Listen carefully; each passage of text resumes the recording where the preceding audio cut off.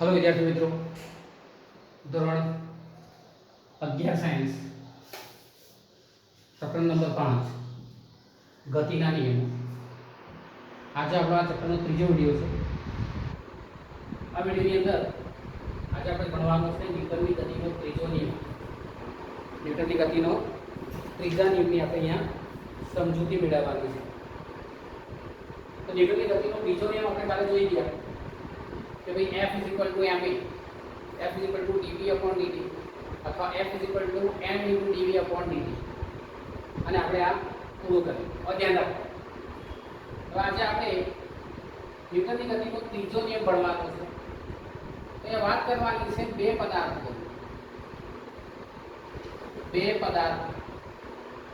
A અને B. એ ધ્યાન રાખો, એટલે બે પદાર્થો છે A અને B. તો ધારો કે A એ B સાથે આંતરક્રિયા કરે છે, તો B એ પણ A સાથે આંતરક્રિયા કરે છે. એટલે કે બે પદાર્થો એકબીજા સાથે આંતરક્રિયા કરતા હોય ત્યારે અહીંયા લઈએ પદાર્થ A પદાર્થ B પર જેટલું બળ લગાડશે, અહીંયા લઈએ F A B અને અહીંયા લખીએ છીએ F B A. એટલે પદાર્થ A B પર જેટલું બળ લગાડશે એટલું જ બળ પદાર્થ B પદાર્થ A પર લગાડશે. અને લાગતા આ બળની દિશા પરસ્પર કેવી હશે? વિરુદ્ધ હશે. ધ્યાન રાખજો. પહેલાથી જો બે પદાર્થો એકબીજા સાથે આંતરક્રિયા કરતા હોય ત્યારે પદાર્થ A પદાર્થ B પર જેટલું બળ લગાડશે તેટલું જ બળ પદાર્થ B પદાર્થ A પર લગાડે છે. અને લાગતા આ બળોની દિશા પરસ્પર વિરુદ્ધ હોય છે. આ છે ન્યૂટનની ગતિનો ત્રીજો નિયમ. ધ્યાન રાખજો.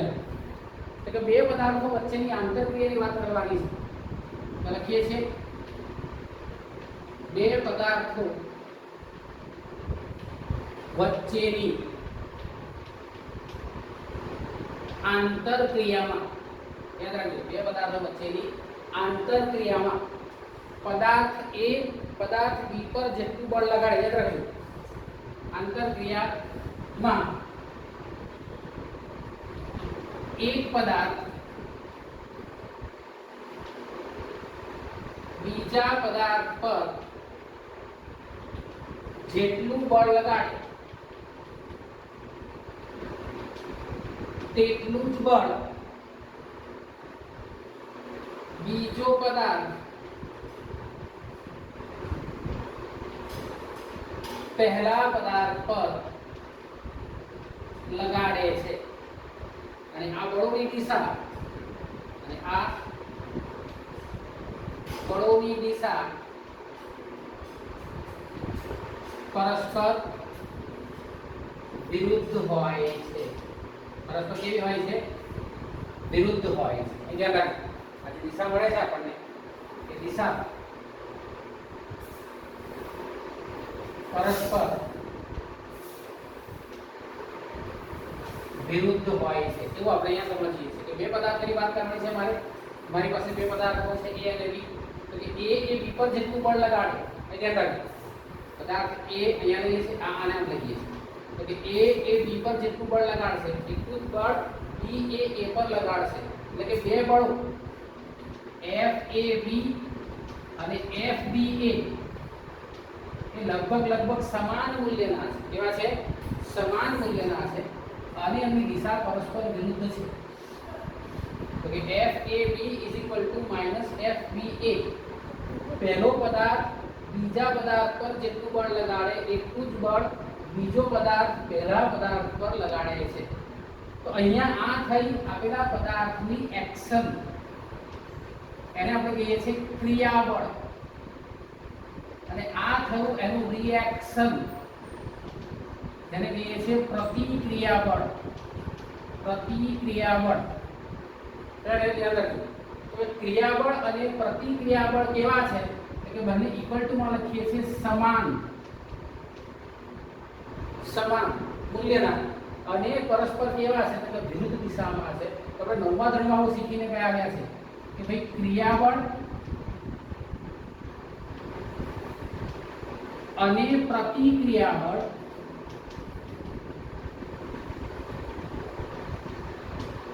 સમાન મૂલ્યના અને પરસ્પર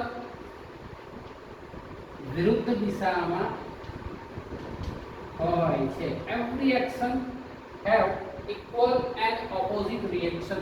એવરી એક્શન દરેક ક્રિયાબળને સમાન મૂલ્યનું અને પરસ્પર વિરુદ્ધ દિશાનું પ્રતિક્રિયાબળ હોય છે. એટલે ક્રિયાબળ અને પ્રતિક્રિયાબળ સમાન મૂલ્યના અને પરસ્પર વિરુદ્ધ દિશામાં હોય છે. આમાં કોઈ પણ પદાર્થો હોય, જો બે પદાર્થો એકબીજા સાથે આંતરક્રિયા કરી રહ્યા હોય ત્યારે એ ધ્યાન રાખજો કે આંતરક્રિયાને કારણે શું થશે? તો કે આંતરક્રિયાને કારણે આપણને જે બળ લાગશે હંમેશા બળ સમાન મૂલ્યનું હશે અને પરસ્પર વિરુદ્ધ દિશાનું હશે. તો યાદ રાખે છે કે ક્રિયાબળ અને પ્રતિક્રિયાબળ સમાન મૂલ્યના અને પરસ્પર વિરુદ્ધ દિશામાં હોય છે. આ છે આપણો ન્યૂટનની ગતિનો ત્રીજો નિયમ. ધ્યાન રાખજો. હવે લઈએ છીએ કોઈ પણ જો ક્રિયા થતી હોય એની પ્રતિક્રિયા હાજર હોય ને હોય. કોઈ પણ ક્રિયાબળ લાગતું હોય તો ત્યાં પ્રતિક્રિયાબળ હાજર હશે. અને જો પ્રતિક્રિયાબળ લાગતું હોય તો ત્યાં ક્રિયાબળ પણ હાજર હશે. ઉદાહરણ તરીકે લઈએ, ધારો કે આપણે ચાલીએ છીએ. જ્યારે આપણે ચાલીએ છીએ ત્યારે આપણને ઘર્ષણ એ પાછળની દિશામાં લાગે છે. ચાલતા હોઈએ છીએ ત્યારે પગના તળિયા વચ્ચે લાગતું ઘર્ષણ એ ક્યાં હોય છે? પાછળની દિશામાં હોય છે. માટે આપણે આગળની દિશા તરફ આગળ વધીએ છીએ. બરાબર છે? અને જો ઘર્ષણ આગળ લાગતું હોય તો આપણે પાછળ તરફ લઈએ. તો આ થયું એક્શન અને રિએક્શન. એક્શન અને રિએક્શન. ક્લિયર છે? એટલે આ નિયમ પરથી આપણને કેટલાક અગત્યના મુદ્દા મળે છે. એટલે એ નિયમના અગત્યના મુદ્દા અહીં ધ્યાન રાખજો કે કોઈ પણ પદાર્થ હોય એ પદાર્થ વચ્ચે હંમેશા ક્રિયાબળ અને પ્રતિક્રિયાબળ ઉત્પન્ન થાય છે. એટલે કહી શકાય કે કોઈ પણ બળ એકલું અટુલું નથી. એટલે કે સિંગલ ફોર્સ અસ્તિત્વમાં રહેતું જ નથી. કોઈ પણ બળ એકલું અટુલું હોતું નથી. અટુલું એટલે એકલો ના હોય. એટલે કે બળ હંમેશા જોડકામાં લાગે છે. પેરમાં જ લાગે. કોઈ પણ જગ્યાએ બળ લાગતું હોય ત્યારે હંમેશા ક્યાં લાગે? બળ હંમેશા પેરમાં હોય. યાદ રાખજો. આપણે પહેલા નિયમની અંદર આપણે જોઈ ગયા હતા કે ધારો કે એક પદાર્થ ટેબલ પર બુક મૂકેલી છે. તો કે આપેલા ટેબલ પર મૂકેલી આ બુક પર ઉપર તરફ લાગતું બળ કયું? તો કે લંબ બળ. નીચે તરફ લાગતું બળ કયું? તો કે વજન બળ. mg વજન બળ. તો આ બંને બળો જો પરસ્પર વિરુદ્ધ દિશામાં છે. આ ઉપર તરફ છે, આ નીચે તરફ છે. એટલે કે પેર છે. આ લંબ બળ n નોર્મલ ફોર્સ કહીએ છીએ અને આ વજન બળ f mg. તો આ n mg. તો કે અહીંયા આગળ બંને સમાન છે. માટે પુસ્તક કેવું છે? કે પુસ્તક સ્થિર છે. પુસ્તક કેવું છે? સ્થિર છે. હવે જ્યારે આપણે આને ધક્કો મારીએ છીએ ત્યારે આ દિશામાં તેની પાછળની દિશા તરફ ઘર્ષણ બળ F લાગે છે. આપણે હમણાં ઘર્ષણ કેવી ભણવાની છે. તો જે આગળ આ લાગે છે ઘર્ષણ પાછળની દિશામાં, માટે આપણો પદાર્થ આ દિશામાં ખસશે. આ તો પેરેલલ છે. યાદ રાખવાનું છે કે કોઈ પણ બળ એકલું અટકતું નથી. તે હંમેશા જોડકામાં જ ઉદ્ભવે છે. પેરમાં જ બળ લાગે. ક્લિયર છે? બળ કોઈ દિવસ એકલું લાગી શકે. તો ભાઈ મેં ધક્કો માર્યો, ધારો કે હું આને ધક્કો મારું, સ્પ્રિંગની વાત કરતા હોઈએ. સ્પ્રિંગ, તમે જ્યારે સ્પ્રિંગને દબાવો છો ત્યારે સ્પ્રિંગ પણ તમને પાછું ફોર્સ લગાડે તમારા પર. યાદ રાખજો. આ તો આપણે એના પર બળ લગાડીએ તો સ્પ્રિંગ પાછું પુનઃસ્થાપક બળ લગાડશે. તમે કદાચ ટ્રાય કરી લેજો. તમારે એક સ્પ્રિંગ હોય નાની પેનની અને આંગળી વચ્ચે દબાવી દેવાની. તમારી આંગળી આમ ધીરે ધીરે ઉપર નીચે ઉપર થતી લાગશે. તમે સ્પ્રિંગને દબાવો છો ત્યારે સ્પ્રિંગ પણ તમારા પર પાછું બળ લગાડે છે. એટલે કે દરેક બળને હંમેશા શું હોય છે?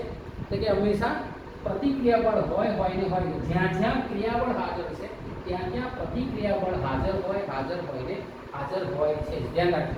એટલે કે આ જે ફોર્સિસ છે એમાં તમારે ખાસ આ વસ્તુને યાદ રાખવાની છે. ધ્યાન રાખજો.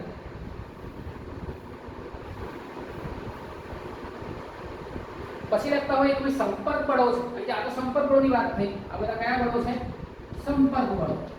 આપણે બધાને ધક્કો મારીએ ત્યારે હું પાટીના દિવાલને ધક્કો મારું તો દિવાલ શું કરે છે? મને પાછો ધક્કો મારે છે. તમે ટ્રાય કરજો દૂરથી દિવાલને ધક્કો મારજો તો દિવાલ તો નહીં ખસે પણ તમે પાછળ ધકેલાઈ જશો. તો તમે જે બળ લગાડ્યું છે દડો, રબરનો દડો લો તો દિવાલ પર મારો છો તો દિવાલ પર અથડાઈને દડો પાછો આવે છે. બરોબર છે? તમે જેટલા જોરથી અથાડશો એટલા ઝડપથી તમારા તરફ પાછો આવશે. કારણ કે બેટ્સમેન બેટિંગ કરતો હોય, બોલર જ્યારે બોલ નાખે છે ત્યારે બોલ જેટલી ઝડપથી બેટ્સમેન તરફ જતો હોય અને પેલો બેટ આમ મૂકી દે તો એટલી ઝડપથી દડો કદાચ સીધી દિશામાં બેટ્સમેન તરફ આવે છે. એટલે એક્શન અને રિએક્શન બંને સમાન મૂલ્યના હોય છે, એવું તમારે હંમેશા યાદ રાખવાનું છે. તો આવા ઘણા બધા ઉદાહરણો છે કે જેમાં એક્શન અને રિએક્શનની વાત છે. તો આ વાત થઈ સંપર્ક બળોની. પણ અસંપર્ક બળો હોય, ધારો કે કોઈ પદાર્થને તમે ઉધ્વ દિશામાં ફેંકો છો, ધારો કે પથ્થર લીધો અને એ પથ્થરને ઉપર તરફ ફેંકો છો ત્યારે એ યાદ રાખજો તો કે પથ્થર ઉપર તરફ જવાનો પ્રયત્ન કરે છે ત્યારે એને નીચે તરફ અહીંયા લઈએ છે એટલે ગુરુત્વાકર્ષણ બળ લાગે છે. ગુરુત્વાકર્ષણ બળ લાગે છે એ ધ્યાન રાખજો. અને આ ગુરુત્વાકર્ષણ બળ લાગે છે ત્યારે આ પથ્થર પણ પૃથ્વી પર એટલું જ બળ લગાડશે.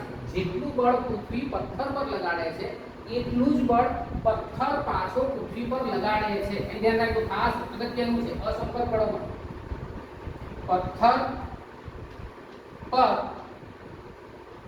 પૃથ્વી જેટલું બળ લગાડશે તેટલું જ બળ પથ્થર પૃથ્વી પર લગાડે છે. તો વિચારવા જેવું છે. ધ્યાન રાખજો કે પથ્થરને તમે જ્યારે ઉદ્ભવ દિશામાં ફેંકો છો ત્યારે પૃથ્વી શું કરશે? પથ્થરને પોતાની તરફ ખેંચવાનો પ્રયત્ન કરે છે. જ્યાં સુધી આ બળો, ધ્યાન રાખજો, આ બળ જ્યાં સુધી વધારે હશે ત્યાં સુધી પથ્થર ઉપર થઈ જશે. પણ જ્યારે પથ્થર પર લાગતું બળ તમે જે બળ લગાડશે 0 થશે એટલે તરત જ પથ્થર પાસે શું કરશે? પૃથ્વી પર તેટલું બળ લગાડીને પૃથ્વી સાથે અથડાય છે. પણ પૃથ્વી કેવી છે? દળદાર છે, ઘણી મોટી છે, બરાબર છે? એટલે પૃથ્વીની કોઈ અસર થતી નથી. પણ તમે પથ્થર લઈને બીજા માથામાં મારો તો શું થાય છે કે જ્યારે આમ અથડાય છે ત્યારે પથ્થર સામેથી રિએક્શન આવે છે અને એ રિએક્શનના કારણે શું થાય છે કે અહીં આગળ વસ્તુ તૂટે છે. આપણે વાત કરતા કે સૂર્ય અને પૃથ્વી, સૂર્ય અને પૃથ્વી એ ધ્યાન રાખજો, આ બંને એકબીજા સાથે આંતરક્રિયા કરે છે. તો સૂર્ય જેટલું પૃથ્વી પર બળ લગાડે છે એટલું જ બળ પૃથ્વી સૂર્ય પર લગાડે છે. ધ્યાન રાખજો. એટલા માટે પૃથ્વી સૂર્યમાં સમાઈ જતી નથી અને સૂર્યની આસપાસ આ ગુરુત્વાકર્ષણ બળને કારણે સૂર્યની આસપાસ પૃથ્વી ફર્યા કરે છે. તો મિત્રો આખી વાર્તા થઈ ગઈ તમારા ન્યૂટનની ગતિના ત્રીજા નિયમની. હવે ન્યૂટનની ગતિના ત્રીજા નિયમમાં તમારે ફક્ત આટલું યાદ રાખવાના છે, બે નિયમો, Fab = -Fba અને આ એક બે ઉદાહરણ અને એના અગત્યના મુદ્દાઓ તમે યાદ રાખશો તો તમારા માટે ઇનફ છે. એક્શન અને રિએક્શન, કોઈ પણ બળ દુનિયામાં એકલું અટૂટું હોતું નથી, એ હંમેશા પેરમાં જ ઉદ્ભવે છે. ક્લિયર છે? જ્યારે જ્યારે જે જગ્યાએ ક્રિયાબળ હાજર હશે તો ત્યાં આગળ પ્રતિક્રિયાબળ હાજર હોય ને હોય એવું આપણે યાદ રાખવાનું છે. ક્લિયર? હવે આપણે આટલા જે શીખ્યા છે, પહેલો નિયમ, બીજો નિયમ, ત્રીજો નિયમ, તો હવે લઈએ છીએ દાખલાઓ. તો શરૂઆત કરીએ તો ભાઈ ઉદાહરણના દાખલાઓ, તો ચેપ્ટર 5 ના ઉદાહરણના દાખલાઓ. તો સૌથી પહેલા લઈએ છીએ ઉદાહરણ નંબર 1. ઉદાહરણ નંબર 1, પહેલું ઉદાહરણ. તો પહેલા ઉદાહરણની અંદર તમને રકમમાં કહ્યું છે કે 100 મીટર પર સેકન્ડ સ્ક્વેરના અચળ પ્રવેગથી બાહ્ય અવકાશમાં ગતિ કરતા એક નાના અવકાશયાનમાંથી એકાએક અવકાશયાત્રી છૂટો પડે છે. અહીંયા પર 100 મીટર પર સેકન્ડના અચળ ઝડપથી આપણે એ અવકાશયાનનો પ્રવેગ, અવકાશયાનનો પ્રવેગ આપણને કેટલો આપેલો છે? 100 મીટર પર સેકન્ડ સ્ક્વેર. યાદ રાખજો, 100 મીટર પર સેકન્ડ સ્ક્વેર આપણને આવેલો છે. ના અચળ પ્રવેગથી ગતિ કરી રહ્યો છે. એક નાના અવકાશયાનમાંથી એકાએક અવકાશયાત્રી છૂટો પડે છે. તો કે અવકાશયાન છે આપણી પાસે, અવકાશયાન છે, તારે નહીં આવે, આ મારું અવકાશયાન છે અને એ આગળ વધી રહ્યું છે a = 100 મીટર પર સેકન્ડ સ્ક્વેરની ઝડપથી. હવે એક અવકાશયાત્રી અહીંયાથી છૂટો પડી જાય છે, અહીંયા બહાર આવી જાય છે. એ ધ્યાન રાખજો, આ તો તમારો અવકાશયાત્રી. આ છે અવકાશયાત્રી, અવકાશયાનમાંથી છૂટો પડી ગયો. ધ્યાન રાખજો. આગળ આપણને કહ્યું છે આવ્યા પછી ક્ષણે તેના પર કેટલો પ્રવેગ લાગશે પાછું એવું કહ્યું છે કે ધારો કે નજીકમાં તેના પર ગુરુત્વ બળ લગાડતા કોઈ તારાઓ હાજર નથી, આની આસપાસ કોઈ તારાઓ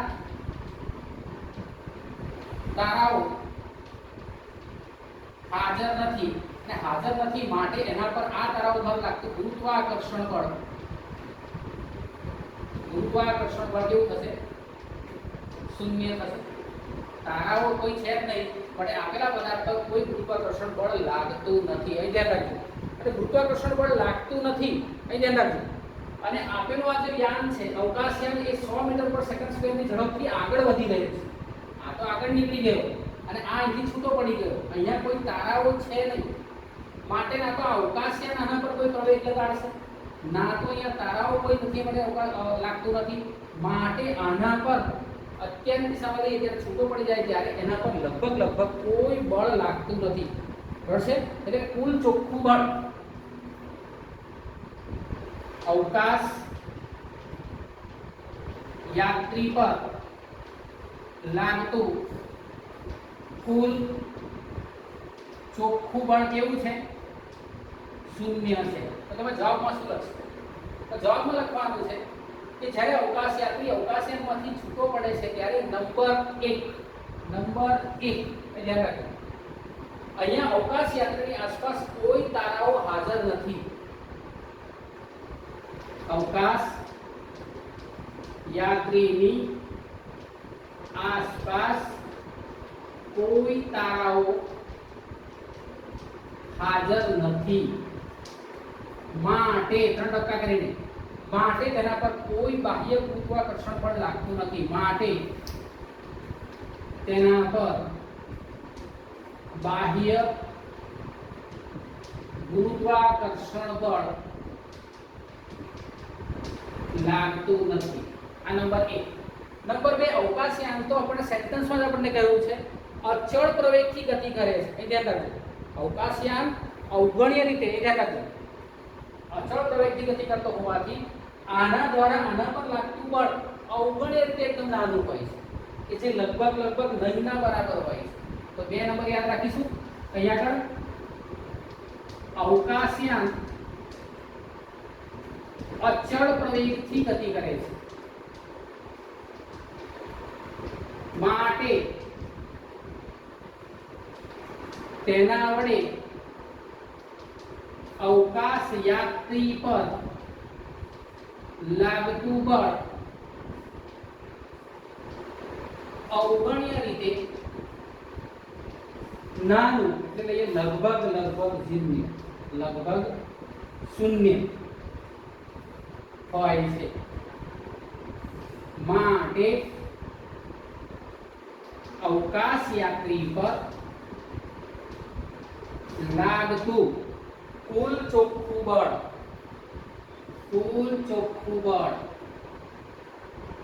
is equal to 0. એટલે કે F is equal to 0.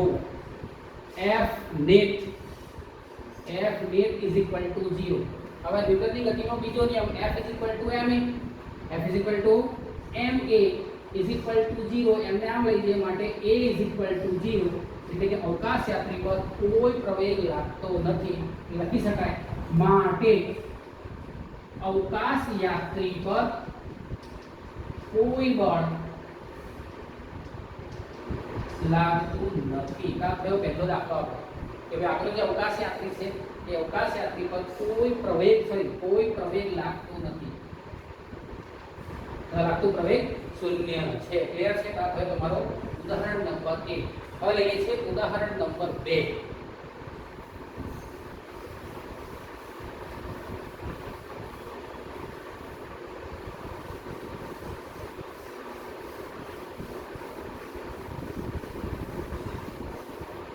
ઉદાહરણ નંબર 2 ની વાત કરીએ.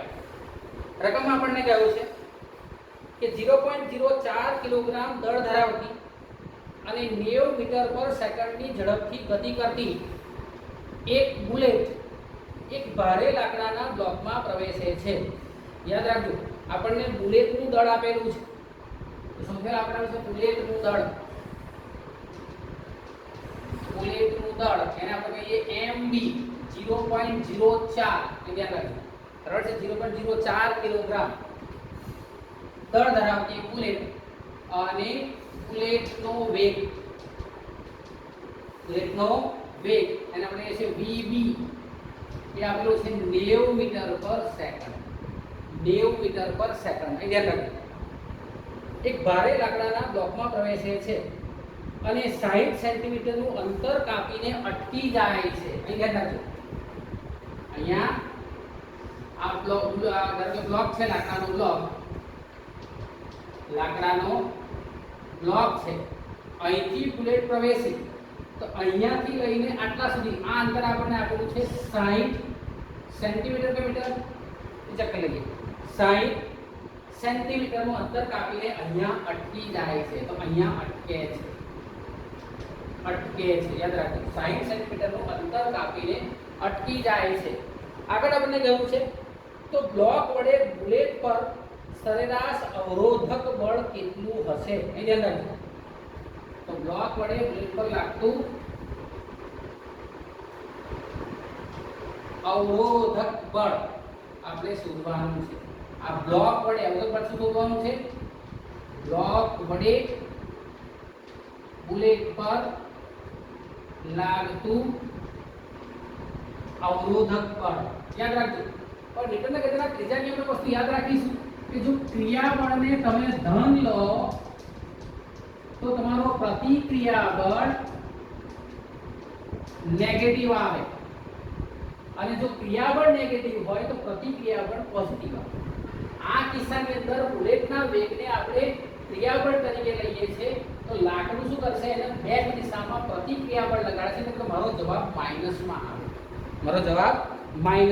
અહીં ધ્યાન રાખજો. હવે આપણને પ્રારંભિક વેગ આપેલો છે VB જે આપેલો છે એ બુલેટનો પ્રારંભિક વેગ છે. એને આપણે V0 કહી દઈએ. તો બુલેટનો પ્રારંભિક વેગ આ છે તમારો પ્રારંભિક વેગ.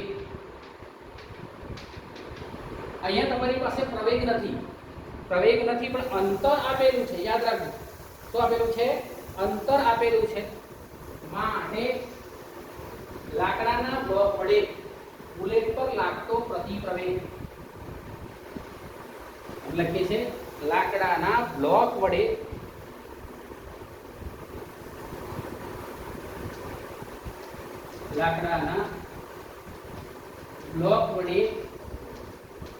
બુલેટ પર લાગતો પ્રવેગ એટલે આપણે લઈએ છીએ પ્રતિપ્રવેગ. એની પ્રવેગથી ગતિ કરે છે.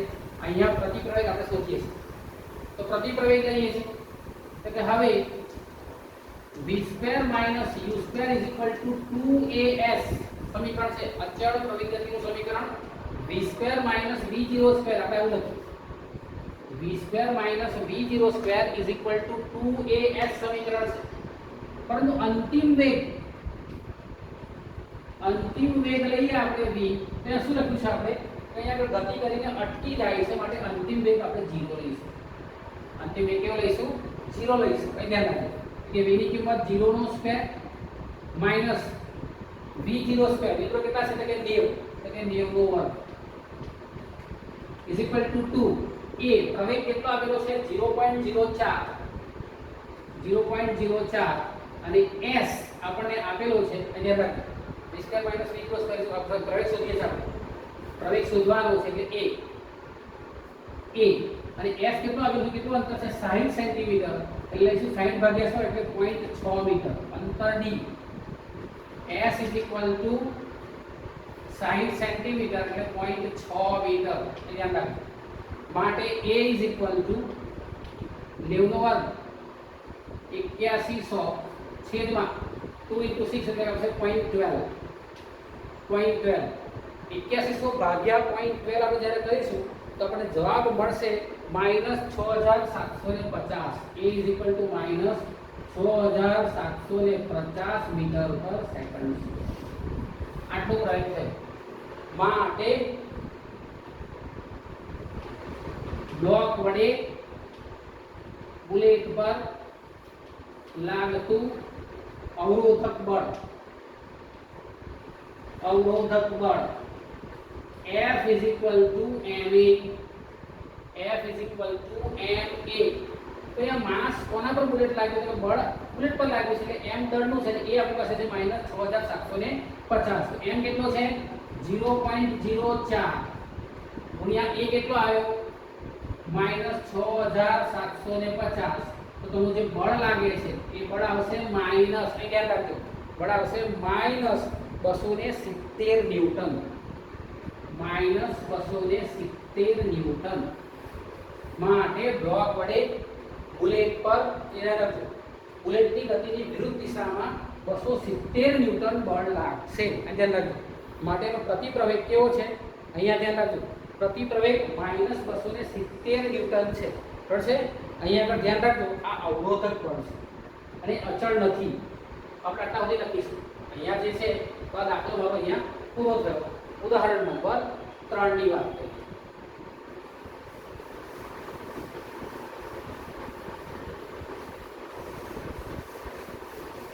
દાખલામાં એક વસ્તુ યાદ રાખજો, અહીંયા જે પ્રવેગ લાગે છે એ અચળ નથી થતો. યાદ રાખજો, એ પ્રવેગ શરૂઆતથી એ થતો જાય છે. દાખલા 3 માં કહ્યું છે કે m દળના પદાર્થની ગતિ, ઉદાહરણ નંબર 3, m દળના પદાર્થની ગતિ y is equal to ut plus 1/2 gt square, ut plus 1/2 gt square તરીકે વર્ણવાય તો, તરીકે વર્ણવાય તો ધ્યાન રાખજો, પદાર્થ પર લાગતું બળ શોધો. તો પદાર્થ પર લાગતું બળ શોધો. ન્યૂટનની ગતિનો બીજો નિયમ યુઝ કરવાનો છે. મારી પાસે સૂત્ર છે F = ma. m તો મને આપેલો છે, મારી પાસે a નથી, તો મારી પાસે અહીંયા સ્થાનાંતર છે. પદાર્થની ગતિનું અહીંયા ધ્યાન રાખજો, ગતિ અહીંયા y કે સ્થાનાંતર y સ્થાનાંતર y ut plus 1/2 gt square છે. જ્યાં u પ્રારંભિક વેગ છે, g પ્રવેગ છે અને y એ અંતિમ સ્થાનાંતર છે. ક્લિયર છે? તો y ut plus 1/2 gt square સમીકરણ છે. મારે પ્રવેગ મેળવવાનો છે, તો સમીકરણનું t ની સાપેક્ષે વિકલન કરતા, તો વિકલન કરીએ શું આવશે? તો કે dy/dt is equal, અહીંયા જો u, તો કે u આ t નું વિકલન થશે 1, કોઈ પણ એકલો હોય એના પર કોઈ ઘાત ના હોય તો એનું વિકલન 1 થાય, પ્લસ 1/2 g આ t² નું વિકલન થશે 2t, t² થશે 2t. તો અહીંયા 2 થી 2 કેન્સલ આઉટ થઈ ગયા, તો અહીંયા dy/dt એટલે વેગ v, dy/dt એટલે વેગ v, અહીંયા લખાશે u plus gt. આ v minus u is equal to gt, એટલે v is equal to v0 plus ab સમીકરણ મળી ગયું. v is equal to u plus gt, અચળ પ્રવેગ ગતિનું બીજું સમીકરણ આવ્યું. આ એક હતું ને બીજું આવે છે. હવે લઈએ છે તો કે સમીકરણનું t ની સાપેક્ષે પુનઃવિકલન કરતા, સમીકરણનું t ની સાપેક્ષે વિકલન કરતા પાછું લખીએ તો પેલા લખાશે dv/dt is equal to u, કોઈ t આની સાથે છે નહીં એટલે u અચળ થયો. કેવો થયો? અચળ. અચળનું વિકલન આવે 0. જો યાદ રાખજો, કોઈ પણ આની સાથે t કે કોઈ વેરીએબલ ના હોય, અહીંયા જો t નથી તો અહીંયા t નથી, અહીંયા t છે અહીંયા t નથી તો વિકલન કેવું કરવાનું? 0 પ્લસ g અને t નું વિકલન આવશે 1. એકલો t હોય તો 1 મુકાય, એકલો t હોય તો 1 મુકાય. હવે dv/dt is equal to પ્રવેગ a is equal to શું આવશે? તો કે g, પ્રવેગ a is equal to g. માટે પદાર્થ પર લાગતું બળ F is equal to ma, માટે F is equal to m, a ની જગ્યાએ g, માટે F is equal to mg. માટે પદાર્થ પર F is equal to mg જેટલું બળ લાગે. યાદ રાખજો. તો અહીંયા આગળ જ્યારે કોઈ પણ પદાર્થ ગુરુત્વાકર્ષણ બળની અસર હેઠળ, કોઈ પણ પદાર્થ ગુરુત્વાકર્ષણ બળની અસર હેઠળ જો ગતિ કરતો હોય ત્યારે એના પર લાગતું બળ mg જેટલું હોય છે. અને એ બળને આપણે ઘણીવાર વજન બળ તરીકે લઈએ છીએ. અહીંયા જો y આમ કયો એટલે ગતિની દિશા ક્યાં છે? તો ગતિની દિશા એક ઉપર તરફની છે કે નીચે તરફની છે, પ્લસ વાય માઇનસ વાય નથી ગયો એટલે પદાર્થ ઉપર તરફ જઈ રહ્યો છે, માટે એ પદાર્થ પર લાગતું બળ કેટલું હશે? F mg જેટલું હશે. યાદ રાખજો બરાબર. તો દાખલાનો જવાબ આવ્યો F mg. ઉદાહરણ નંબર 4. ચોથું ઉદાહરણ જે આપણને બળના આઘાતનું મૂલ્ય શોધવાનું કહે છે. ઉદાહરણ નંબર 4 રકમને ધ્યાનથી વાંચીએ. દરેક જણ પોતાના પુસ્તકમાં જોશે કે બેટ્સમેન બોલને તેની 12 મીટર પર સેકન્ડની પ્રારંભિક ઝડપને બદલ્યા સિવાય એક બેટ્સમેન બોલને તેની પ્રારંભિક ઝડપ એટલે આપણે પ્રારંભિક ઝડપ એ ધ્યાન રાખજો. બોલની પ્રારંભિક ઝડપને બદલ્યા સિવાય બોલરની દિશામાં સીધો ફટકારે છે. આપણે અહીંયા યામાસ પદ્ધતિ કરીએ. ધારો કે અહીંયા બેટ્સમેન છે, આ છે બેટ્સમેન, ક્લિયર છે? અને બોલર આ દિશામાં બોલ ફેંકે છે. આ દિશામાં બોલની દિશા છે. અહીંયા લઈએ બોલની ગતિની દિશા. તો આપણે જો પ્લસ y લઈએ તો આ માઈનસ y લઈએ. માટે દડાની અથવા દડાનો પ્રારંભિક વેગ આપણે લઈએ છીએ v0 -12 મીટર પર સેકન્ડ લઈએ. તો પ્લસ 12 લેશો તો કોઈ ફેર નહીં પડે. ધ્યાન રાખજો. તમારે આમ પીચ બનાવી હોય તો ફેર પડતો નથી. અહીંયા બેટ્સમેન ઉભો રાખો આમ બોલ નાખો તો આ v0 પ્લસ થઈ ગયા. અને દડાનો અંતિમ વેગ એટલે કે છે v. હવે બેટ્સમેન શું કરે છે? દડાને આ દિશામાં ફટકારે છે. તો આ પ્રારંભિક થયો અને આ અંતિમ થયો. કયો? આ અંતિમ થયો. ધ્યાન રાખો. તો દિશા પરસ્પર બદલાઈ ગઈ. ક્લિયર છે? તો આગળ ગતિની દિશા અહીંયા રકમમાં જો બરાબર ધ્યાન રાખજો. બદલ્યા સિવાય બોલની પ્રારંભિક ઝડપની બદલ્યા સિવાય સીધો બોલરની દિશામાં ફટકારે છે. બોલરે આમ બોલ નાખ્યો, બેટ્સમેન આમ ફટકારે. પ્રશ્નનો વેગ બદલાતો નથી. દિશા જો આ પ્લસ આ માઈનસ હતી પ્લસ થઈ ગઈ. 12 મીટર પર સેકન્ડ. પ્રારંભિક વેગ v0, અંતિમ વેગ v 12 મીટર પર સેકન્ડ આપણને મળી ગયું. આપણને કહ્યું છે કે જો બોલનું દળ 0.15 કિલોગ્રામ હોય તો બોલ પર લાગતો આઘાત શોધો. અહીંયા આપણને દળ આપેલું છે બોલનું m 0.15 કિલોગ્રામ અને આપણને કહ્યું છે આઘાત શોધો. છે આઘાત શોધવાનું છે. તો આપણે યાદ કરી લઈએ. બળનો આઘાત F × delta T = delta P. એટલે કે અહીંયા ડેલ્ટા P એટલે શું આવશે? માટે બળનો આઘાત વેગમાનનો ફેરફાર. વેગમાનનો ફેરફાર. બળનો આઘાત એટલે વેગમાનનો ફેરફાર. તમે બળનો આઘાત F × ડેલ્ટા T પણ શોધી શકો અને ડેલ્ટા P પણ લઈ શકો. અહીંયા મને કોઈ જગ્યાએ સમય આપેલો છે, આખા દાખલામાં સમય નથી એટલે હું F × ડેલ્ટા T નહીં લઉં. ડાયરેક્ટ શું કરીશ? વેગમાનનો ફેરફાર લઈ લઈશ. આ વેગમાનનો ફેરફાર એટલે શું? તો કે અંતિમ વેગમાન માઈનસ પ્રારંભિક વેગમાન. અંતિમ વેગમાન માઈનસ પ્રારંભિક વેગમાન. વેગમાનનો ફેરફાર. અંતિમ વેગમાન માઈનસ પ્રારંભિક વેગમાન. તો અહીંયા દળ કેટલું છે કે m. અંતિમ વેગ કેટલો છે v. એટલે કે આવશે mv minus mv0. mv minus mv0 આપણે આવું લઈશું. ધ્યાન રાખીને તો લઈશું આગળ m ને સામાન્ય કાઢી લઈએ તો શું આવશે? v minus v0. m એટલે કેટલા? 0.15. v એટલે કેટલા? 12 માઈનસ v0 એટલે કેટલા? તો કે -12. માટે =0.15 = 12 વત્તા 12 થશે, એડ થશે એટલે આવશે 0.15 × 24. 0.15 × 24 તો આવશે એટલે 3.6 ન્યૂટન. 3.66 ન્યૂટન. બળનો આઘાત ઇન્ટુ સેકન્ડ. બરાબર છે? બળનો આઘાત = 3.6 ન્યૂટન સેકન્ડ. ક્લિયર છે? અહીંયા લઈએ. માટે બળના આઘાતની દિશા બેટ્સમેન થી બોલર તરફની છે. બેટ્સમેન થી બોલર તરફની છે. બળના આઘાતની દિશા બેટ્સમેન થી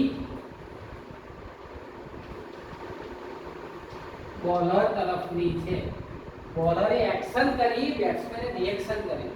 તો આ થયો આઘાત, આ થયો પ્રત્યાઘાત. ધ્યાન રાખજો, આ પ્રત્યાઘાત કરે છે આના ઉપર, તો ખરેખર આઘાત છે. તો આ આઘાત, તો આ પ્રત્યાઘાત. બોલરે પ્રત્યાઘાત કર્યો તો બેટ્સમેને આઘાત કર્યો. 3.6 એક્શન અને રિએક્શન વિગતની ગતિનો ત્રીજો નિયમ. મિત્રો આ હતો ઉદાહરણ નંબર 4. તો આવતીકાલે આપણે ઉદાહરણ 4 અહીંયા પૂરા કર્યા. જેટલા ટોપિક હતા એ દરમિયાનના આપણા અહીંયા ઉદાહરણ પૂરા થાય છે. હવે આપણે જે ચર્ચા કરવાની છે એ છે વેગમાન સંરક્ષણનો નિયમ. તો આવતીકાલે આપણે વેગમાન સંરક્ષણનો નિયમ જોઈશું અને એને લગતા દાખલાઓની ચર્ચા કરીશું. વેગમાન સંરક્ષણનો નિયમ લઈશું અને એને લગતા દાખલાઓની ચર્ચા કરીશું. મિત્રો બરાબર છે. આ જેટલું લખાવ્યું છે, સમજાવ્યું છે, એટલું નોટબુકમાં લખો, તૈયાર કરો. સમજ ના પડે તો પાછું કમેન્ટ બોક્સમાં કમેન્ટ કરો. બરાબર છે. વિડીયોની અંદર પોતાનું નામ લખો, વિડીયો લાઈક કરો. Thank you.